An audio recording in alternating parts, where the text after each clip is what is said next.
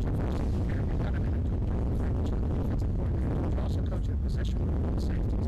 I guess how have you been able to balance those two roles coming in your first year as a defensive coordinator? Yeah, well, I mean, the biggest thing is it is a different transition, and having to understand that I've got to get holistically the whole group ready and prepared each day, as well as the biggest thing is delegating roles, and I've got a great coaching staff that we talk about it, we get on the same page, and then when we get out here, they go do their thing, and I go get my safeties ready. So it's really having great coaches around you. Now, when you came in, you had to replace an all-conference starter, a four-year starter at one of the safety positions, but you had another one that's a returner. Even though you lost one starter, you still have a good deal of depth at that position.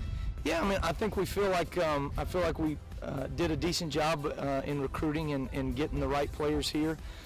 We feel like a lot of those guys have panned out for us and given us some quality depth across the board. But our big deal is we want to have that depth that we can continue to roll in right now, and we feel like at the safety spot we're really in good position right now, and truly across the secondary right now we feel like we're in a pretty good spot with that.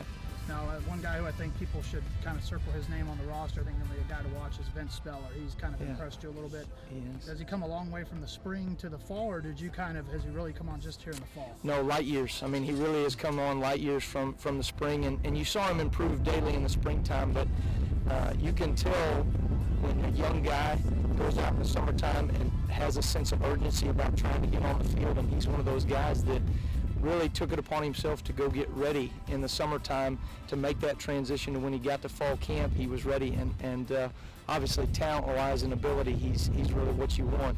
And so we're pretty excited about kind of what he's been able to do for us.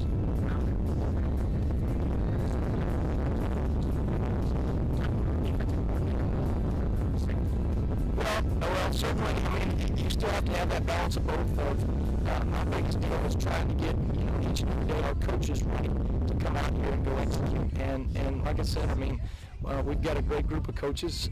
They bring energy every day. They've got great chemistry, not only as a coaching staff, but with their players.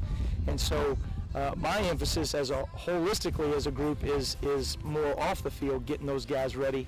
And then from that standpoint, once I get on the field, it's really more about going and executing with my position group, and then making sure just the flow of practice is going in the organization the right way. So.